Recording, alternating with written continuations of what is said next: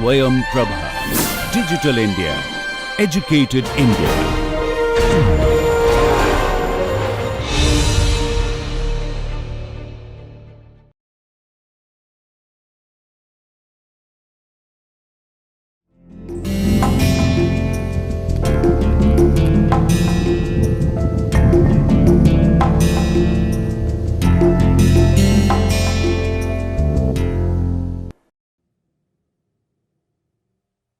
नमस्कार प्रिय विद्यार्थियों, मेरा नाम डॉक्टर हिमानी सिंह है। मैं institute of business management GLA university Mathura में एसोसिएट प्रोफेसर के पद पर कार्यरत हूँ। मैं आपके सामने जिस विषय को लेकर आई हूँ उस विषय का नाम है परिवर्तन और विकास के माध्यम से संगठनात्मक उत्कृष्टता, organisational excellence through change and development. आज हम व्याख्यान 17 की बात करेंगे जो है शिक्षण संगठन और ज्ञान प्रबंधन हस्तक्षेप पर, यानी कि learning organisation and knowledge management interventions. तो इस सत्र के बाद तक हम जिस चीज़ों में सक्षम हो पाएंगे, हम जिन चीज़ों की बात करेंगे, तो सबसे पहला हम यह समझेंगे कि शिक्षण संगठन यानी कि लर्निंग ऑर्गेनाइजेशन आखिर है क्या, उसकी अवधारणा क्या है। साथ ही साथ हम जानेंगे लर्निंग ऑर्गेनाइजेशन इंटरवेंशंस के बारे में, यानी कि शिक्षण संगठन हस्तक्षेपों को समझेंगे कि किस प्रकार से हम उनको लागू कर सकते हैं। साथ ही साथ हम बात करने वाले हैं ज्ञान प्रबंधन की, कि ज्ञान प्रबंधन होता क्या है, ज्ञान के कौन कौन से प्रकार होते हैं। साथ ही साथ ज्ञान प्रबंधन के लिए कौन से इंटरवेंशंस या हस्तक्षेपों को हम लेकर आएं जिससे हमारा संगठन एक उत्कृष्ट संगठन के रूप में जाना जाए। तो चलिए आगे बढ़ते हैं और समझते हैं कि लर्निंग ऑर्गेनाइजेशन आखिर होता क्या है।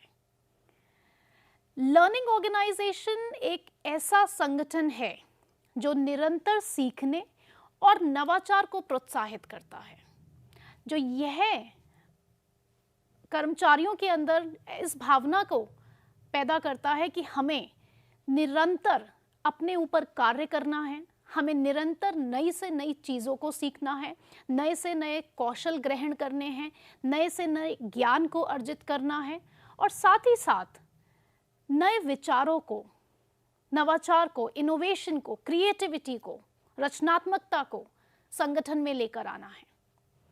अब जब हम बात कर रहे हैं लर्निंग ऑर्गेनाइजेशन की, तो लर्निंग ऑर्गेनाइजेशन में जिस पर हमारा मेन फोकस रहता है वह रहता है कि किस प्रकार के नए ज्ञान और कौशल कर्मचारी अर्जित करें जिससे वह और सक्षम और दक्ष बन पाए।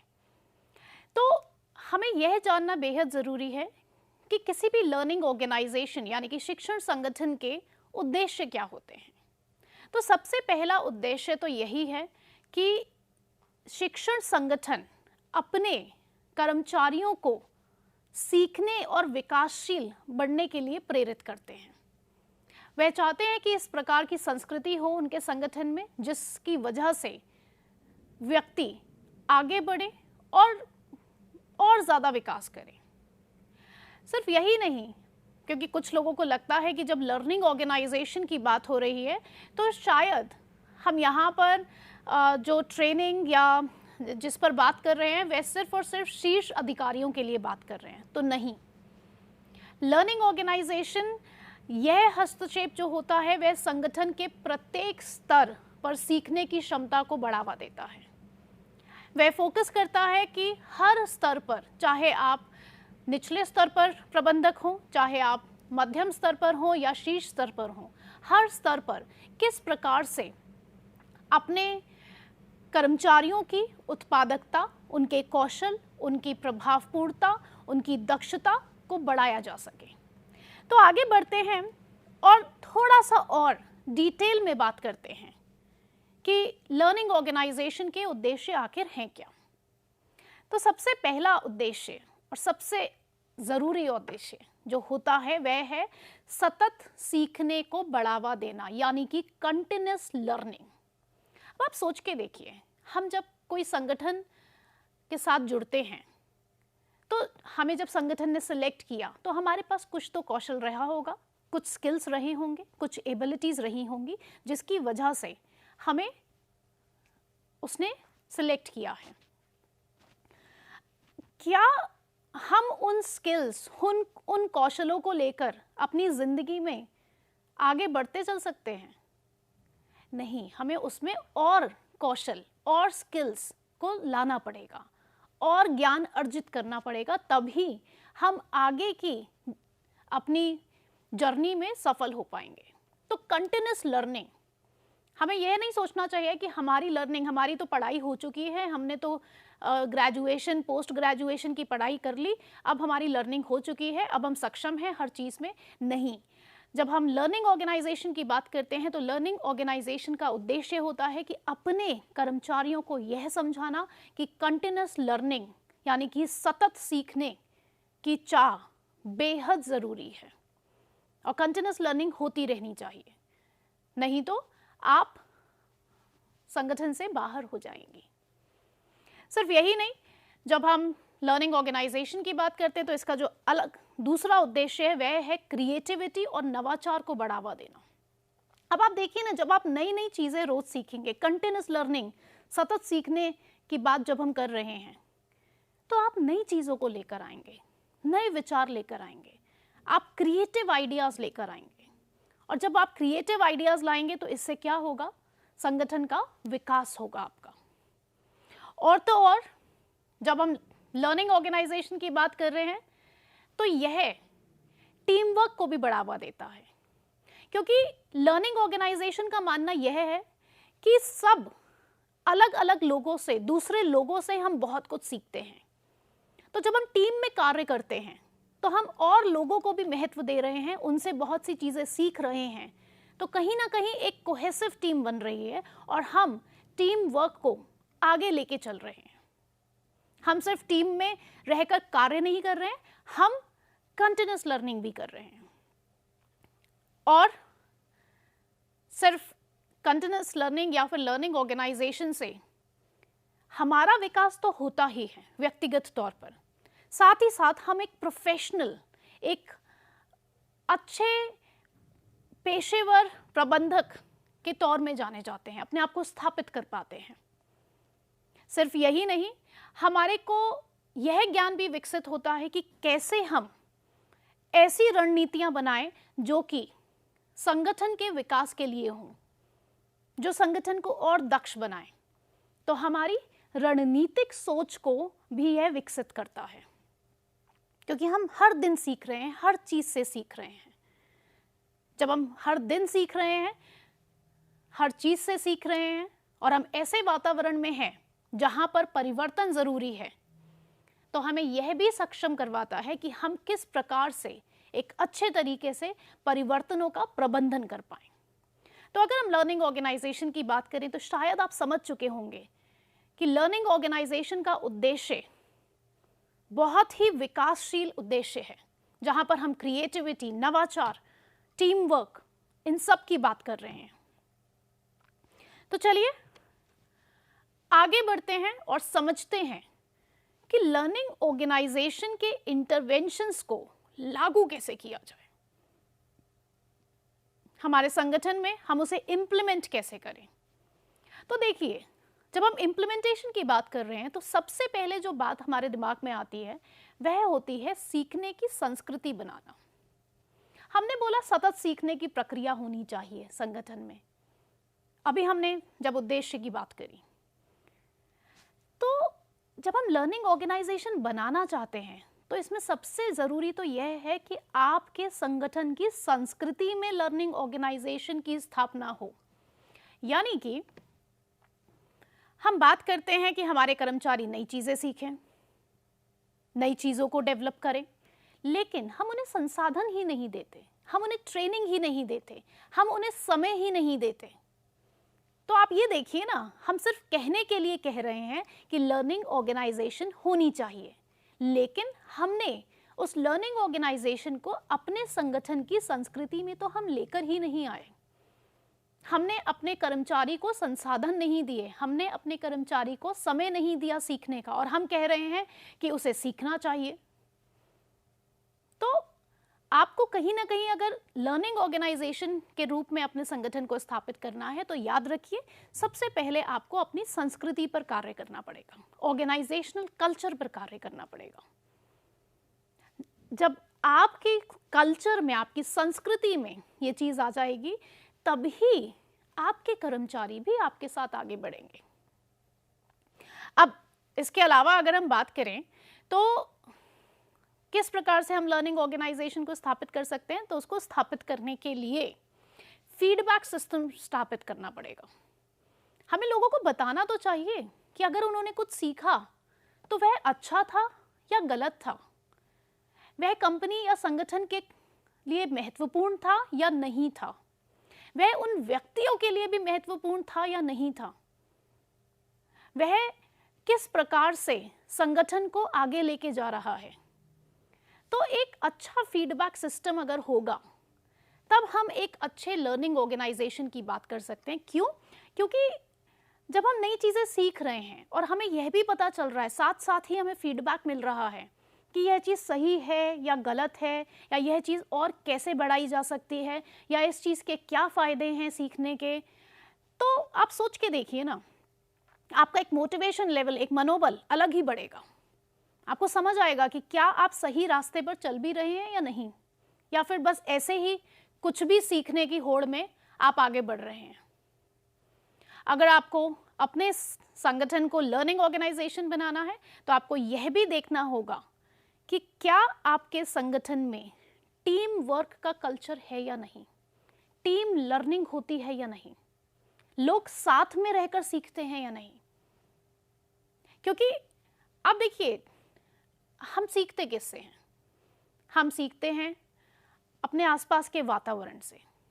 और जब आप टीम लर्निंग को लेकर आएंगे अपने संगठन में, तो यकीन मानिए आपका संगठन में जो लोग शिक्षित होंगे, जो प्रशिक्षित होंगे, उसका एक अलग ही नज़ारा होगा। तो जब हम बात करते हैं ना कि हमें लर्निंग ऑर्गेनाइजेशन लाना है, तो चौथी चीज़ एक याद रखिएगा कि एक अच्छा नेतृत्व भी होना चाहिए। आपके जो नेता हैं, जो शीर्ष अधिकारी हैं, वह खुद तो नई चीज़ कुछ सीख नहीं रहे, खुद नए विचार ला नहीं रहे, खुद वह खुले मन से नई तकनीक को सीखने की कोशिश नहीं कर रहे, कुछ भी नहीं कर रहे, और वह कह रहे हैं कि आप लर्निंग ऑर्गेनाइजेशन बनाइए, तो यह गलत है। तो पहले तो नेतृत्व का विकास करिए, जो लीडर्स हैं उनको ग्रो करवाइए, उनका विकास करिए, उनमें ये चीज़ डालिए कि किस प्रकार से नवाचार को उत्सुकतापूर्ण लेना चाहिए, कैसे क्रिटिकल थिंकिंग डेवलप करना चाहिए, तभी तो वह आगे अपने कर्मचारियों को ये सारी चीज़ें सिखा पाएंगे। नहीं तो इस सब चीज़ों का कोई फ़ायदा नहीं रहेगा। इसके अलावा अगर हम बात करें तो इनोवेशन और रचनात्मकता को बढ़ावा देना चाहिए। बहुत से संगठन में बहुत सारे मध्यम वर्गीय प्रबंधक, निचले स्तर पर जो प्रबंधक कार्य करते हैं, वे बेहद इनोवेटिव होते हैं, बेहद रचनात्मक होते हैं, लेकिन शीर्ष अधिकारी उनकी बात ही नहीं सुनते, उनकी बात ही नहीं समझते, उनके आइडियाज़ को नहीं सुनते हैं, उनके आइडियाज़ को रिजेक्ट कर दिया जाता है सिर्फ इसलिए क्योंकि वह निचले स्तर पर हैं, क्योंकि वह उनके जूनियर्स हैं।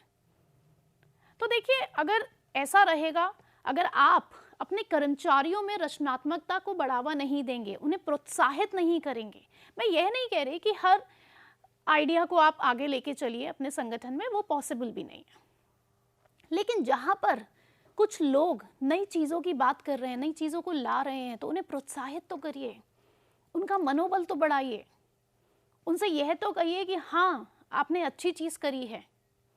तो इस प्रकार से ही बढ़ेगी रचनात्मकता, और कोई तरीका नहीं है। आपके कर्मचारी, अगर आप उनको प्रोत्साहित नहीं करेंगे, उनका मनोबल नहीं बढ़ाएंगे, तो कुछ दिनों के बाद वह आपसे बात भी नहीं करेंगे, वे आपको बताएंगे भी नहीं कि उनके मन में कौन सा नया आइडिया आया है, कौन सा नया बिजनेस प्लान है जो अच्छा कर सकता है। तो लर्निंग ऑर्गेनाइजेशन आप तभी बना सकते हैं जब आप उसको बढ़ावा दें। साथ ही साथ इतनी टेक्नोलॉजी आपके पास अवेलेबल है, बहुत सारी संगठन क्या करते हैं कि अपने पुराने तौर तरीकों को ही आगे लेके चलते हैं, पुरानी तकनीकियों से ही आगे बढ़ने की कोशिश करते हैं। तो याद रखिएगा, यह ज़रा मुश्किल है। पुरानी तकनीक अच्छी हो सकती है, बहुत बढ़िया हो सकती है, लेकिन अगर आपने बदलते हुए वातावरण के हिसाब से अपनी तकनीक, अपनी मशीन, अपने सोचने के ढंग को नहीं बदला तो आप आउटडेटेड हो जाएंगे, आप आगे नहीं बढ़ पाएंगे। आखिर में मैं ये बोलूँगी कि जो कर्मचारी आपके संगठन में नए विचारों को लाते हैं, रचनात्मकता को बढ़ावा देते हैं, नई चीज़ों को सीखते हैं, टीम लर्निंग में इन्वॉल्व होते हैं, तो उन्हें पुरस्कृत करिए, उनका मनोबल बढ़ाइए कि देखिए इन्होंने अच्छा कार्य किया है। आप यकीन मानिए, आज आप अगर 2 लोगों को पुरस्कृत करेंगे तो अगली बार 10 लोग अपनी नई चीज़ों को लेकर आएंगे और आपसे डिस्कस करेंगे। तो देखिए फ़ायदा इसमें संगठन का भी है, संगठन का ही है अगर मैं ये कहूँ तो ये विन विन सिचुएशन हो जाती है। तो चलिए आगे बढ़ते हैं और समझते हैं कि लर्निंग ऑर्गेनाइजेशन के इंटरवेंशंस कौन कौन से हैं, कौन से इंटरवेंशंस, कौन से हस्तक्षेपों से आप अपने संगठन को एक लर्निंग ऑर्गेनाइजेशन या शिक्षण संगठन के तौर से स्थापित कर सकते हैं। तो सबसे पहला जिसकी मैं बात करूंगी वह है knowledge sharing session. Knowledge sharing session का मतलब है कि देखिए संगठन में अलग अलग लोग हैं, उनके पास अलग अलग कौशल, अलग अलग स्किल्स, एबिलिटीज, कॉम्पिटेंसीज, ज्ञान, नॉलेज है। जब उनके पास अलग अलग चीज़ें हैं तो आप बाहर क्यों पहले जा रहे हैं ज्ञान अर्जित करने के लिए? आप अपने ही संगठन में छोटे छोटे समूहों में लोगों को साथ में लेकर आइए और नॉलेज शेयरिंग सेशंस करवाइए। जैसे अगर उदाहरण के तौर पे मैं बात करूं तो कोई अगर एक कंपनी है तो वह एक छोटा ग्रुप बनाकर वहाँ पर अलग क्रॉस फंक्शनल, यानी कि मार्केटिंग डिपार्टमेंट के कुछ लोग हों, फिनेंस डिपार्टमेंट के हों, एचआर डिपार्टमेंट के हों, रिसर्च एंड डेवलपमेंट के, और अलग अलग डिपार्टमेंट्स के लोगों को साथ में लेकर आएं और किसी एक प्रॉब्लम पर वो सब लोग पहले तो चर्चा करें, फिर निर्णय लें, उसको सल्यूशन निकालें। तो आप देखिएगा जब यह सारे लोग, अलग अलग फंक्शंस वाले लोग सब साथ में आएंगे तो यह कितना डाइवर्स पर्सपेक्टिव, कितनी विविध सोच को साथ में लेकर आएंगे। तो नॉलेज शेयरिंग सेशन से बहुत कुछ सीखा जा सकता है। इसके अलावा आप मेंटोरशिप और कोचिंग प्रोग्राम्स भी लेकर आ सकते हैं। मेंटोरशिप और कोचिंग प्रोग्राम्स होते हैं जिसमें हम संगठन में जो शीर्ष प्रबंधक होते हैं, जो एक्सपीरियंस्ड लोग होते हैं, जिनके पास बहुत अनुभव रहा होता है, हमें लगता है कि यह बाकी लोगों को कुछ शिक्षा दे सकते हैं, कुछ ज्ञान दे सकते हैं, कुछ उनका कौशल बढ़ा सकते हैं, तो हम उनको मेंटर बनाएं, हम उनको कोच बनाएं और उन मेंटर और कोचेस के द्वारा हम अपनी कार्यबल को, अपने कर्मचारियों को प्रशिक्षित करें। प्रशिक्षित यहाँ पर छोटी छोटी चीज़ों के लिए भी हो सकता है। जैसे अगर उदाहरण के तौर पे मैं बात करूँ, एक कंपनी का टॉप मैनेजमेंट में CHRO है, chief human resource manager officer है, अब और उसे करीब 20-25 साल का एक्सपीरियंस भी है। 20-25 साल का अनुभव होना भी अपने आप में अच्छा अनुभव है। तो उसने इस दौरान कुछ ना कुछ तो सीखा होगा, उसे लोगों से बात करने का तरीका और अच्छा आया होगा, उसे लोगों को समझने का तरीका आया होगा, या और भी बहुत चीज़ें। तो हम ऐसे लोग को कोच बनाएं, उसको हम कुछ कर्मचारी दें जिससे वो 1-to-1 टॉक हो सके और उन लोगों को सिखा सके, उन लोगों को कुछ शिक्षित कर सके। इसके अलावा एक और इंटरवेंशन जो कि लीडरशिप डेवलपमेंट प्रोग्राम आप कर सकते हैं, जिसमें पहले हम अपने शीर्ष अधिकारियों को यह बताएं कि किस प्रकार से वह एक संगठन को एक लर्निंग ऑर्गेनाइजेशन बना सकते हैं और साथ ही साथ और लोगों को भी डेवलप करें। जैसा कि पिछले सत्र में मैंने बात करी थी कि बहुत बार बहुत से संगठन इसलिए फेल हो जाते हैं क्योंकि वहाँ पर नेतृत्व अच्छा नहीं है, लीडर अच्छे नहीं हैं, इस वजह से वह फेल हो जाते हैं। तो जब हम यहाँ पर बात कर रहे हैं तो हमें यह भी फोकस करना है कि हम अच्छे लीडर्स डेवलप करें जो कि कंपनी में नया नवविचार, क्रिएटिविटी, रचनात्मकता को बढ़ावा दें। इसके अलावा हम ई लर्निंग प्लेटफॉर्म्स ला सकते हैं। अब देखिए, ई लर्निंग प्लेटफॉर्म्स का फ़ायदा क्या है? हम बहुत सारी अलग अलग सूचनाओं को, विभिन्न इंफॉर्मेशन को एक साथ लेकर आ सकते हैं और हमारे कर्मचारी अपने समय के अनुसार उस इंफॉर्मेशन से बहुत कुछ सीख सकते हैं, लर्न कर सकते हैं। तो ई लर्निंग प्लेटफॉर्म्स अगर आपके संगठन लेकर आता है तो यह आपके कर्मचारियों को इस प्रकार से सक्षम बनाता है कि वह अपने ही ईज पर कभी भी किसी भी वक्त नई से नई चीज़ों को सीख सकते हैं। तो ई लर्निंग प्लेटफॉर्म्स, अब देखिए जब हम इतना तकनीक की बात कर रहे हैं तो ई लर्निंग प्लेटफॉर्म्स आजकल बड़े ही कॉमन हैं संगठनों में। साथ ही साथ एक्शन लर्निंग प्रोजेक्ट्स दीजिए। अपने कर्मचारियों को सिर्फ थ्योरेटिकल नॉलेज पे ना ज़्यादा ध्यान देते हुए आप प्रैक्टिकल नॉलेज पर भी ध्यान दीजिए। और प्रैक्टिकल नॉलेज के लिए कैसे आप उनका लर्निंग बढ़ा सकते हैं? आप उनको एक्शन ओरिएंटेड प्रोजेक्ट्स दीजिए जहां पर उन्हें निर्णय लेना हो, कोई प्रॉब्लम को सॉल्व करना हो, इस तरीके के प्रोजेक्ट्स उनको दीजिए। हाँ, हो सकता है वह हाइपोथेटिकल सिचुएशंस के आप उन्हें दें, लेकिन इससे क्या होगा? वह आगे आने वाले चुनौतियों के लिए तैयार हो जाएंगे। वह समझ पाएंगे कि कौन से जगह, कौन से समय किस प्रकार के निर्णय लेने चाहिए। तो एक्शन ओरिएंटेड प्रोजेक्ट्स उनको ज़रूर दीजिए। और बहुत बार देखा गया है कि लोग अपने कार्य करते करते ही बहुत सी चीज़ें सीखते हैं। आप खुद देखिए, आप जब पढ़ाई कर रहे हैं तो आप हर दिन एक नई चीज़ सीखते होंगे। तो इसी प्रकार कर्मचारी भी जब कार्य में संलग्न होंगे, अच्छे से उसमें होंगे, उन्हें प्रोजेक्ट्स ही ऐसे मिल रहे हैं जिसमें उन्हें निर्णय लेना है, जिसमें उन्हें सॉल्यूशंस निकालने हैं, प्रॉब्लम को सॉल्व करना है, तो वह और ज़्यादा दक्ष बनेंगे। सिर्फ यही नहीं, आप नॉलेज मैनेजमेंट सिस्टम्स लेकर आ सकते हैं। अभी हम नॉलेज मैनेजमेंट में कुछ ही देर में इसके ऊपर थोड़ा और डिटेल में बात भी करेंगे कि नॉलेज मैनेजमेंट होता क्या है। तो इस विषय को हम वहाँ पर बात करते हैं कि नॉलेज मैनेजमेंट सिस्टम है क्या। अभी मैं सिर्फ इतना कहूँगी कि हमें नॉलेज मैनेजमेंट सिस्टम्स भी लेकर आने चाहिए जहाँ पर हमें अपने संगठन में बाहरी एवं आंतरिक ज्ञान को संरक्षित करके लोगों के पास पहुंचाना चाहिए, कर्मचारियों के पास पहुंचाना चाहिए। सिर्फ यही नहीं, जब हम इंटरवेंशंस की बात कर रहे हैं तो ट्रेनिंग और डेवलपमेंट वर्कशॉप्स करवाइए अपने कर्मचारियों के लिए। ट्रेनिंग एंड डेवलपमेंट वर्कशॉप से फ़ायदा ये मिलेगा कि वह प्रशिक्षित होंगे, वह समझेंगे कि कौन सी चीज़ कहाँ पर ज़रूरी है, किसका एप्लीकेशन कहाँ पर होगा। तो इससे उन्हें कहीं ना कहीं और क्रिएटिविटी मिलेगी कि किस प्रकार से वो अपनी कौन से ज्ञान को कहाँ पर इस्तेमाल कर सकते हैं। तो देखिए, जब हम ट्रेनिंग एंड डेवलपमेंट वर्कशॉप्स की बात कर रहे हैं तो स्किल इन्हांसमेंट होगा, कॉम्पिटेंसीज उनकी बढ़ेंगी, उनकी सोच लेने की क्षमता बढ़ेगी, उनकी निर्णय लेने की क्षमता बढ़ेगी।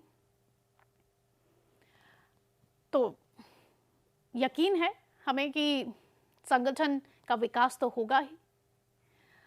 अगर हम लर्निंग ऑर्गेनाइजेशन इंटरवेंशंस की बात करते हैं तो एक और इंटरवेंशन जिस पर बहुत बात करी जा रही है वह है लर्निंग ऑर्गेनाइजेशन सर्वे। कभी कभी क्या होता है कि कुछ संगठन तो बस अपने कर्मचारियों को कहते हैं कि ये चीज़ सीखो, ये नई चीज़ है, ये सीखो। वे यह नहीं देखते कि उनके कर्मचारियों की ज़रूरत क्या है। तो लर्निंग ऑर्गेनाइजेशन सर्वे जो होता है वह हमें यह बताता है कि हमारे संगठन में जितने लोग कार्यरत हैं उनके पास कौन से कौशल हैं, उनके पास किस चीज़ का ज्ञान है, उनके पास कौन कौन से ज्ञान नहीं है, कौन सी कॉम्पिटेंसीज उन्हें और चाहिए, क्या उनकी स्ट्रेंथ है, क्या उनकी कमियां हैं। तो इस सर्वे के द्वारा जब हमारे पास यह डेटा होगा तो हम अपने इंटरवेंशंस अच्छे से डिज़ाइन कर पाएंगे। हम पता लगा पाएंगे कि भाई अगर मेरे संगठन में 100 लोग कार्य करते हैं तो उन 100 लोगों में 10 लोगों को कौन सी चीज़ ज़्यादा सिखाने की ज़रूरत है, बाकी 20 को कौन सी ज़्यादा चीज़ ज़रूरत है, और ऐसे ही बाकी लोगों के लिए। तो लर्निंग ऑर्गेनाइजेशन सर्वे जो होता है, लर्निंग ऑर्गेनाइजेशन सर्वे हमारे को इसमें बेहद मदद करता है कि हम यह पता लगा पाएं कि कौन सी चीज़ की कमी कहाँ पर हो रही है और फिर हम उसके हिसाब से उन इंटरवेंशंस को आगे बढ़ाएं। अगला इंटरवेंशन जिस पर मैं बात करूंगी वह है रिवॉर्ड एंड रिकॉग्निशन सिस्टम। देखिए, जब आपके संगठन में कुछ लोग, मैं कहूंगी कुछ लोग, क्योंकि आपको संगठन में हर कोई ऐसा नहीं मिल पाएगा जो सीखने का इच्छुक हो, तो जो लोग हैं, जो लोग रचनात्मकता लेकर आ रहे हैं, जो लोग नव विचार लेकर आ रहे हैं, जो लोग सीखने के लिए इच्छुक हैं, जो हर दिन प्रयास कर रहे हैं नई चीज़ों को सीखने के लिए, जो लर्निंग ऑर्गेनाइजेशन के सिस्टम को और स्ट्रांग बना रहे हैं और मजबूत बना रहे हैं, उन्हें प्रेरित करिए, उन्हें रिवॉर्ड्स दीजिए, उन्हें पुरस्कृत करिए। इससे आप बाकी लोगों का मनोबल भी बढ़ा पाएंगे और बाकी लोग भी आपके साथ जुड़ना चाहेंगे फिर। और तो और क्रॉस फंक्शनल प्रोजेक्ट्स, जैसा कि अभी थोड़ी देर पहले मैंने आपको बताया भी था कि आप अलग अलग डिपार्टमेंट के लोगों को साथ में लाइए। जब अलग अलग डिपार्टमेंट के लोग साथ में आएंगे तो अलग अलग चुनौतियां लोगों के सामने आएंगी और फिर धीरे धीरे उनको यह समझ आएगा कि हम बाकी चुनौतियां जो कि हमारे डिपार्टमेंट से लिंक नहीं होती हैं उनको भी कैसे सॉल्व कर सकते हैं। तो क्रॉस फंक्शनल प्रोजेक्ट्स दीजिए उन्हें।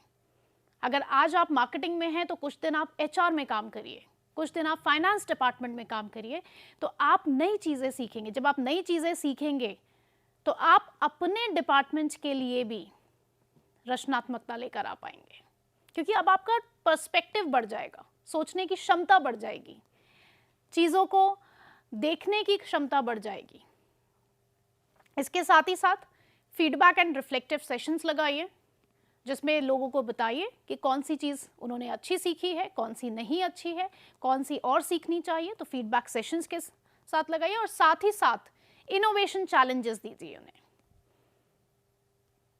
देखिए, एक छोटा सा उदाहरण अगर मैं दूं, जब कोई चीज़ हमारे लिए सरल होती है तो हम उसे आसानी से जब कर लेते हैं, जब हमें पता है कि वो तो हम आसानी से कर लेंगे, तो आप देखिएगा आप उसके लिए मेहनत भी कुछ नहीं करते, क्योंकि आपको पता है वो तो आसानी से हो जाएगी, क्योंकि वो तो आप कर ही लेंगे।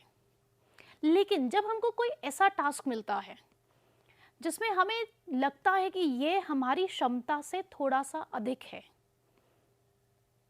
तो आप क्या करते हैं? आप अपना पूरा जोर लगा देते हैं उस चीज़ को करने के लिए। आप दिन रात खाना पीना कुछ नहीं देखते और आप उसको पाने के लिए लग जाते हैं। क्यों? क्योंकि वो आपके लिए चैलेंजिंग टास्क है। अब उस चैलेंज को पाने के लिए आपने क्या किया? आपने अपनी सारी शक्तियों को एक साथ लगा दिया।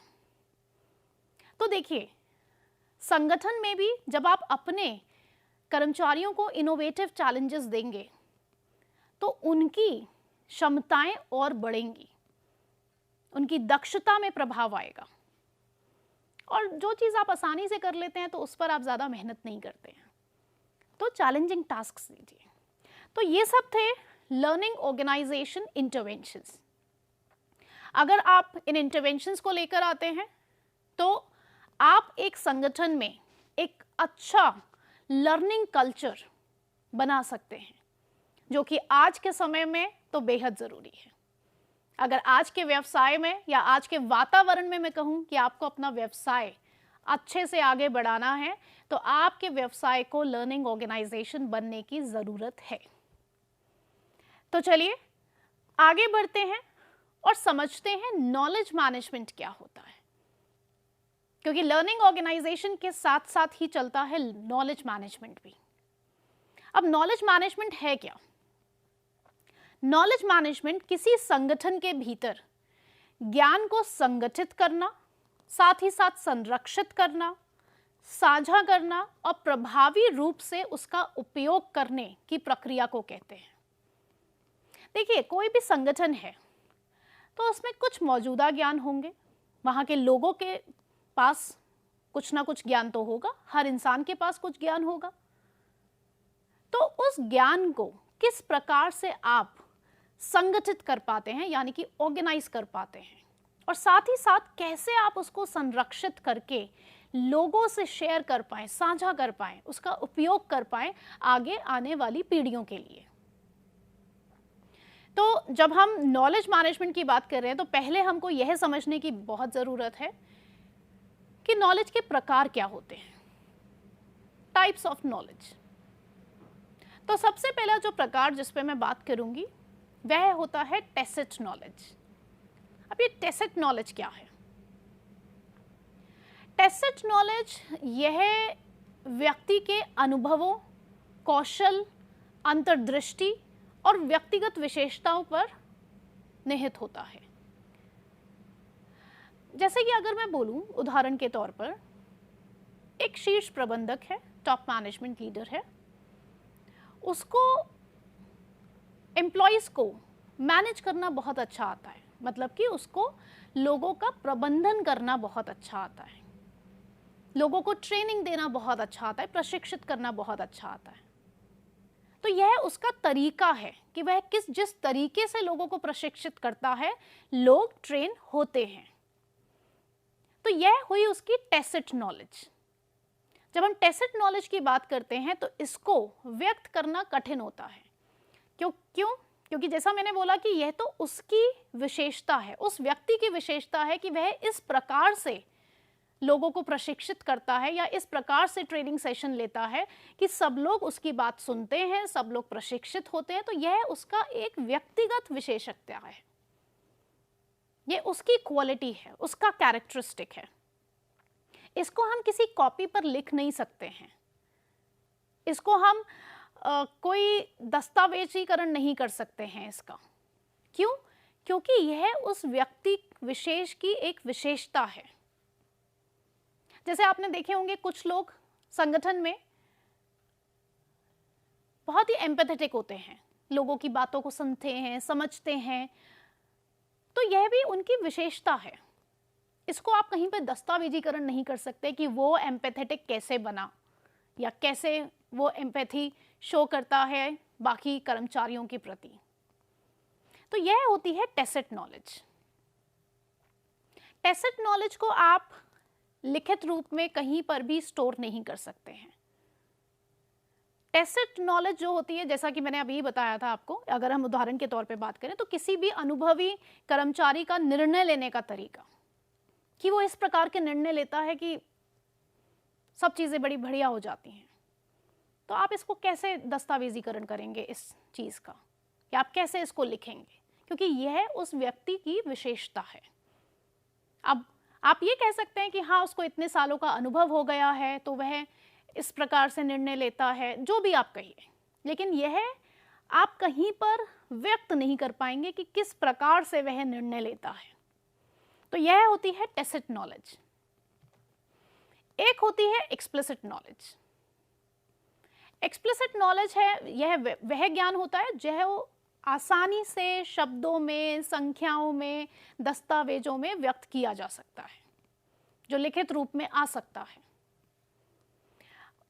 जैसे कि अगर मैं बात करूं कि आपने कोई पुस्तक लिखी या आपने कोई रिसर्च किया है, कोई शोध की है, तो आप उसको लिख सकते हैं कि हाँ, उसका रिजल्ट ये रहा, उसमें ये पाया गया, या ये चीज़ें हुई। आपने 1000 लोगों से सवाल पूछे, उन सवालों में इन सवालों का जवाब ऐसे दिया, आप बता सकते हैं। तो यह हुई एक्सप्लिसिट नॉलेज। इसे संरचित रूप में लिखा और संग्रहित किया जा सकता है। अब तीसरा जिस पर मैं बात करूंगी वह होती है एम्बेडेड नॉलेज। एम्बेडेड नॉलेज जब हम बात करते हैं तो यह उस ज्ञान को संदर्भित करता है जो प्रक्रियाओं, नियमों, प्रणालियों और संगठनात्मक प्रथाओं में एम्बेडेड होता है। जब हम बात कर रहे हैं एम्बेडेड नॉलेज की, तो जैसा अगर मैं बात करूं, आपने कहा कि गूगल में बड़ा ही इनोवेटिव कल्चर है, रचनात्मकता है वहाँ के वातावरण में, तो क्या आप इसको लिख सकते हैं कहीं? नहीं, आप सिर्फ इसको महसूस कर सकते हैं। ना तो ये कहीं दस्तावेजों में आपको दिख पाएगा, हाँ, लेकिन जिस प्रकार से वहाँ पे लोगों को एक माहौल प्रदान किया जाता है कि हाँ, वह अपने नए विचारों को लेकर आ सकते हैं, वह अपनी नई सोच को विकसित कर सकते हैं, वह उनके लिए अलग अलग जोन्स बनाए जाते हैं जहाँ पे वे बैठकर सिर्फ अपनी नई चीज़ों के बारे में सोच रहे हैं या नई तकनीक के डेवलप कर रहे हैं। वहाँ पर इस प्रकार के जोन्स बनाए जाते हैं जहाँ पर लोग साथ में बैठकर चर्चा कर रहे हैं नई तकनीक पर या नए विचारों पर। तो जब हम इन सब चीज़ों की बात करते हैं तो यह हो जाता है एम्बेडेड नॉलेज, कि वहाँ की संस्कृति में या संस्कृति को देखकर या महसूस कर कर हम पता लगा रहे हैं कि हाँ, वहाँ की प्रणालियों को देखकर, वहाँ के प्रोसेसेस को देखकर, रूल्स को देखकर हम समझ पा रहे हैं कि हाँ, इस प्रकार का कल्चर है। तो मेरे ख्याल से आप ये चीज़ समझ पाए होंगे कि जब हम नॉलेज मैनेजमेंट की बात करते हैं तो पहली चीज़ तो ये है कि नॉलेज को किस प्रकार आप संग्रहित कर रहे हैं, आप किस प्रकार से उसको एक तरफ इकट्ठा कर रहे हैं और लोगों के साथ साझा कर रहे हैं। क्या इसकी कोई ज़रूरत है? हाँ, बिल्कुल है, क्यों नहीं है। आप सोच के देखिए, जैसा कि मैंने अभी बोला, आपके संगठन में कोई एक HR मैनेजर है, उसका एक बड़ा ही अच्छा लीडरशिप स्टाइल है। हाँ, मैं कहूँगी कि आप उस लीडरशिप स्टाइल को लिख नहीं पाएंगे, लेकिन कुछ विचारों द्वारा आप उसको समझ सकते हैं और आगे लोगों को बता सकते हैं कि अगर इस प्रकार से वो भी ये कार्य करें तो वह एक अच्छे नेता बन सकते हैं। तो वो हुआ तो टैसिट नॉलेज कि क्योंकि वो व्यक्ति विशेष है, उनका लीडरशिप स्टाइल है, उनकी नेतृत्व शैली है, लेकिन आपने ऑब्जर्वेशन से, आपने उनको जब देखा, समझा, आप उनको नोटिस किया कि वह किस प्रकार से ये सब चीज़ें कर रहे हैं, तो आप बाकी लोगों के साथ साझा कर सकते हैं कि हाँ, इस प्रकार से भी यह लीडरशिप स्टाइल किया जा सकता है। तो देखिए, जब नॉलेज की बात आती है तो तीनों ही नॉलेज बहुत ज़रूरी हैं, चाहे वो टैसिट नॉलेज हो जो कि लोगों के अनुभवों में होती है, एक्सपीरियंसेस में होती है, उसे बयां करना थोड़ा मुश्किल है, वो आप एकदम से नहीं बयां कर सकते, लेकिन हाँ, जैसे जैसे आप उसे अगर ऑब्जर्व करेंगे तो आप चीज़ों को समझ सकते हैं। एक्सप्लिसिट नॉलेज बिल्कुल क्लियर होती है, जो बिल्कुल सामने दिख रही है। आपने कोई शोध किया, आपने कोई सर्वे फिल करवाया, तो उसके जो भी नतीजे आए, तो ये क्या है? ये एक्सप्लिसिट नॉलेज है। अगर मैं ये जानना चाहती थी कि मेरे संगठन में कितने लोग संतुष्ट हैं अपने कार्य से, तो मैंने एक सर्वे किया। उस सर्वे में मैंने कुछ सवाल पूछे और उन सवालों का मेरे पास कुछ जवाब आया। अब उस जवाब में कुछ लोगों ने जो भी कहा होगा तो मैं उसको लिख सकती हूँ। तो यह हो गया एक्सप्लिसिट। एम्बेडेड नॉलेज हुआ आपके कल्चर में। अब मैं बात कर रही थी कि नॉलेज मैनेजमेंट की ज़रूरत क्यों पड़ी। सब लोग अपने आप में इतने ज्ञानी हैं, हमें क्यों ज़रूरत है कि हम संगठन में ज्ञान को संरक्षित करके उसका प्रबंधन करें। देखिए, एक चीज़ आप हमेशा देखेंगे, किसी भी संगठन के साथ कोई इंसान हमेशा नहीं चलता। कभी वह संगठन छोड़ के जाता है अपने आगे करियर की बढ़ोतरी के लिए, कभी वह कोई संगठन छोड़ता है अपनी किसी पारिवारिक मजबूरी के लिए, कभी उसे संगठन छोड़ना पड़ता है अपने स्वास्थ्य के लिए, कभी वह संगठन छोड़ के जाता है क्योंकि उसका रिटायरमेंट हो चुका है। तो कोई भी व्यक्ति विशेष किसी भी संगठन के साथ जिंदगी भर नहीं जुड़ सकता। हर संगठन में लोग आएंगे जाएंगे, तो यह एक चक्र चलता रहेगा। लेकिन मैंने जैसा कहा, लोग आएंगे जाएंगे, अब उसमें बहुत सारे लोग ऐसे होंगे जो बहुत ही ज्ञानी रहे होंगे, जिनके पास जो ज्ञान था, हम चाहते हैं कि वो ज्ञान बाकी लोगों के साथ भी साझा किया जाए, शेयर किया जाए और कर्मचारियों के साथ, क्योंकि हम चाहते हैं कि उनका भी ज्ञानवर्धक हो। तो इस उद्देश्य से, क्योंकि कर्मचारी तो छोड़ के चले ही जाएंगे, तो इस उद्देश्य से कि उनके छोड़ के जाने पर, उनका संगठन छोड़ने पर उनके पास का जो ज्ञान था वो हम अपने संगठन में इस प्रकार से संरक्षित करें कि हम आगे आने वाली पीढ़ियों को उस ज्ञान से, उनके अनुभवों से बहुत सारी चीज़ों को सिखा सकें। तो इसीलिए नॉलेज मैनेजमेंट बहुत ज़रूरी हो गया।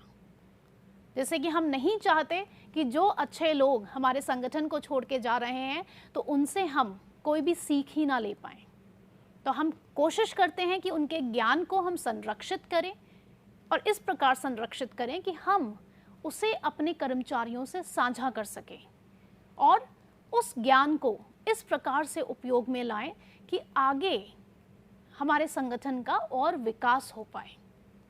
जैसे मैं अभी आपको बता रही थी कि एक कर्मचारी है, उसका लोगों को प्रशिक्षित करने का तरीका बहुत अच्छा है। देखा गया कि वो जब लोगों को प्रशिक्षित यानी कि ट्रेन करता है तो लोग ट्रेनिंग को बहुत ही सीरियसली लेते हैं, साथ ही साथ बहुत जिम्मेदारी से चीज़ों को सीखते हैं। अब देखिए, वह कर्मचारी कभी ना कभी तो संगठन छोड़ के जाएगा, तो हम क्या कर सकते हैं? हम ये देख सकते हैं कि वो क्या तकनीक यूज़ करता है, किस प्रकार से लोगों को प्रशिक्षित करता है, तो हम आगे आने वाले ट्रेनर्स को वो चीज़ सिखा पाएं। तो इसलिए नॉलेज मैनेजमेंट बहुत ज़रूरी है। तो चलिए आगे बढ़ते हैं और समझते हैं कि नॉलेज मैनेजमेंट के उद्देश्य क्या हैं, जिस पर अभी हम बात कर रहे थे। तो थोड़ा सा और उसमें हम डिटेल में जाकर बात करेंगे कि नॉलेज मैनेजमेंट का सबसे पहला उद्देश्य तो वही है जो मैं आपसे बात कर रही थी अभी, कि ज्ञान को संरक्षित करना। जो हमें लग रहा है कि ज्ञान हमारी संगठन को छोड़ के ना चला जाए, तो हम चाहते हैं कि उसको हम संरक्षित करें। अब संरक्षित करना ही सिर्फ मेन मोटिव नहीं है, उस ज्ञान को इस प्रकार से लोगों से साझा करें, आदान प्रदान करें, जिससे कि सबका कहीं ना कहीं विकास हो। तो यह इसका दूसरा उद्देश्य हो जाता है। अगर हम तीसरे उद्देश्य की बात करें तो आप ये देखिए, जब आप दूसरे लोगों के ज्ञान से सीखेंगे तो आपके निर्णय लेने की प्रवृत्ति में बेहद सुधार आता है। डिसीजन मेकिंग आपकी बहुत अच्छी होती है। क्यों? क्योंकि आपने लोगों के अनुभवों से सीखा, उनका जो अनुभव था वो हमने आपके साथ साझा किया, तो आपको समझ आया कि नहीं, यह गलतियां मुझे नहीं करनी हैं, और आप उन गलतियों को किए बिना एक अच्छे निर्णय लेने वाले बन सकते हो। तो निर्णय लेने में लोगों का सुधार आता है, साथ ही साथ नए विचार आते हैं, रचनात्मकता बढ़ती है किसी भी संगठन की, जब मुझे पता होगा कि क्या क्या चीज़ें हो रही हैं। और देखिए, यहाँ पर जब हम नॉलेज मैनेजमेंट की बात कर रहे हैं ना, तो सिर्फ और सिर्फ हम अपने आंतरिक लोगों के ज्ञान को संरक्षित करने की बात नहीं कर रहे। यहाँ पर हम बाहरी और आंतरिक दोनों तरफ से जो भी हमें ज्ञान मिल रहा है उसको संरक्षित करने की बात कर रहे हैं। तो जब हम उस ज्ञान को संरक्षित करके अपने लोगों से साझा करेंगे तो उनमें नवविचार, रचनात्मकता को हम बढ़ावा देंगे, क्योंकि उन्हें पता चलेगा कि आखिर वातावरण में चल क्या रहा है। और एक अच्छा नॉलेज मैनेजमेंट सिस्टम इस बात को इंश्योर करता है कि किस प्रकार से ज्ञान की उपलब्धता सबके पास हो, सबके पास उपलब्ध हो, संगठन में ऐसा नहीं है कि कुछ ही लोगों के पास वो ज्ञान मिल पाए, उन्हें सबके पास उपलब्ध हो। आगे हम अभी बात करेंगे कि कौन से इंटरवेंशन से आप ये चीज़ कर सकते हैं। आखिरी में मैं जिस पर बात करूंगी वह ये कि जब हम नवविचार की बात कर रहे हैं, रचनात्मकता की बात कर रहे हैं, तो आप अपने संगठन को और कुशल भी बना रहे हैं, कुशलता में भी सुधार आ रहा है। तो चलिए आगे बढ़ते हैं और बात करते हैं और समझते हैं कि नॉलेज मैनेजमेंट की प्रमुख प्रक्रिया क्या है, प्रोसेस क्या है, कैसे हम नॉलेज मैनेजमेंट इंप्लीमेंट कर सकते हैं अपने संगठन में। तो जब हम नॉलेज मैनेजमेंट की बात करते हैं तो सबसे पहला जो इसका चरण होता है वह होता है कि ज्ञान की पहचान करें, यानी कि आइडेंटिफिकेशन ऑफ नॉलेज।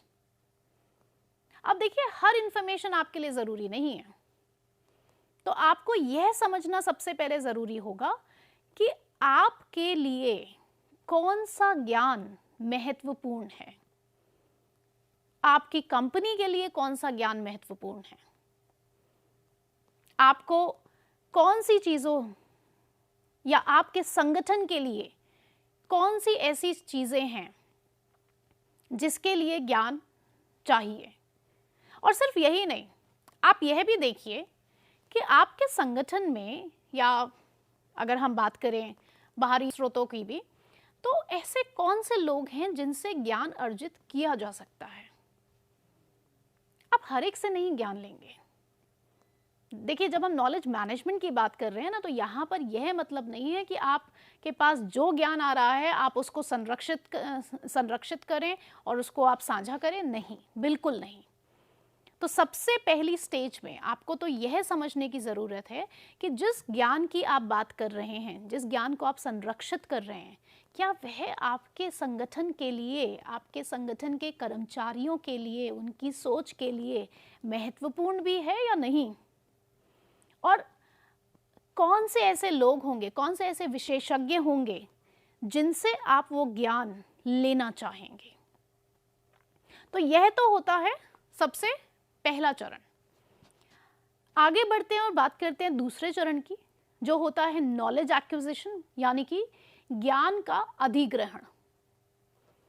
जब हमने यह आइडेंटिफाई कर लिया, यह देख लिया, यह पहचान कर ली कि कौन सा ज्ञान ज़रूरी है, कहाँ कौन से स्रोत यानी कि विशेषज्ञ होंगे जिनसे हम ज्ञान लेंगे, तो अब आप ये देखिए कि आप उस ज्ञान को अधिग्रहण कैसे करेंगे, एक्वायर कैसे करेंगे, उसका कैसे लेंगे आप उस ज्ञान को। तो उसके लिए आपको सबसे पहले तो बनाना पड़ेगा एक इंफॉर्मेशन डेटा संग्रह, कि मैं इस तरीके से इस रिपोजिटरी में या इस तरीके से इस ज्ञान को एक्वायर करना चाहूँगा, इस फॉर्म में एक्वायर करना चाहूँगा। आप रिटन फॉर्म में लेंगे, वीडियो के फॉर्म में लेंगे, आप ऑडियो के फॉर्म में लेंगे, इस तरीके से आपको ये सोचना है। साथ ही साथ यहाँ पर आप ये भी देखेंगे कि मैं सिर्फ और सिर्फ आंतरिक स्रोतों को ही एक्वायर करूँगा या मैं बाहरी स्रोतों से भी ज्ञान को एक्वायर करूँगा। तो यहाँ पर हम नॉलेज एक्विजिशन की बात करते हैं। नॉलेज एक्विजिशन के बाद आता है ज्ञान का निर्माण करना, यानी कि नॉलेज क्रिएशन। आप लोगों के साथ मिलकर जो भी इंफॉर्मेशन आपने इकट्ठी की है, जो भी डेटा आपने इकट्ठा किया है, उस इकट्ठे हुए डेटा में से आप नॉलेज क्रिएशन की बात करते हैं, यानी कि ज्ञान के निर्माण की बात करते हैं। फिर हम बात करते हैं ज्ञान का संग्रहण, यानी कि नॉलेज स्टोरेज एंड ऑर्गेनाइजेशन, जिसमें हम यह देखेंगे कि डेटाबेस कौन सा यूज़ कर रहे हैं हम, रेपोजिटरी कौन सी यूज़ कर रहे हैं, संगठन और संरचना क्या है हमारे संगठन की, हम उसे सॉफ्ट कॉपी में लेंगे या हम उसे हार्ड कॉपी में ही रखेंगे, जो भी आपके साथ है। फिर साथ ही साथ उस ज्ञान का वितरण कैसे किया जाएगा, नॉलेज शेयरिंग एंड डिसेमिनेशन, कर्मचारियों के बीच कैसे साझा की जाएगी। क्या हम उन्हें ट्रेनिंग देंगे, या हम उन्हें वर्कशॉप्स के थ्रू देंगे, या फिर हम उन्हें डिजिटल प्लेटफॉर्म्स के थ्रू ये ज्ञान प्रोवाइड करवाएंगे। तो यह आपको देखना ज़रूरी है कि ज्ञान का वितरण आखिर होगा कैसे, क्योंकि यह भी देखना बहुत ज़रूरी होगा ज्ञान के वितरण में कि क्या वह इंफॉर्मेशन सब लोगों तक पहुंच भी रही है या नहीं। इसके अलावा जब ज्ञान का वितरण हो गया और आपने इतनी मेहनत करी, पहले आपने आइडेंटिफाई किया, आपने सब चीज़ें करी, अब यह भी तो देखना ज़रूरी है कि ज्ञान का उपयोग किस प्रकार से हो। व्यवहारिक उपयोग मतलब कि लोग उस ज्ञान को ग्रहण करके क्या उनके व्यवहार में कोई बदलाव आ रहा है, क्या वो चीज़ों को बदल पा रहे हैं, क्या वो और रचनात्मक हो पा रहे हैं, क्या वो और नए विचारों को ला पा रहे हैं संगठन में, क्या उनके तौर तरीके या कार्य करने के तरीकों में बदलाव आ रहा है। तो यह देखना ज़रूरी है कि नॉलेज का उपयोग यानी कि ज्ञान का उपयोग किस प्रकार से हो रहा है। क्या आप उसका उपयोग प्रॉब्लम सॉल्विंग में कर रहे हैं, निर्णय लेने में कर रहे हैं या नहीं। तो इस स्टेज में आप यह देखते हैं कि ज्ञान का उपयोग किस किस तरीके से हो रहा है।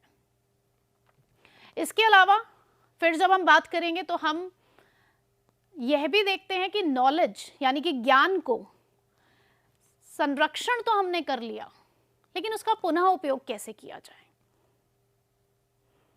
महत्वपूर्ण जानकारी को हम और अच्छे से संरक्षित करके रखते हैं और यह देखते हैं, यह निश्चित करते हैं कि यह जो ज्ञान है अगर इससे फायदा हुआ लोगों को, तो आगे आने वाली पीढ़ियों के लिए भी हम उसको आगे रीयूज करते चलते हैं।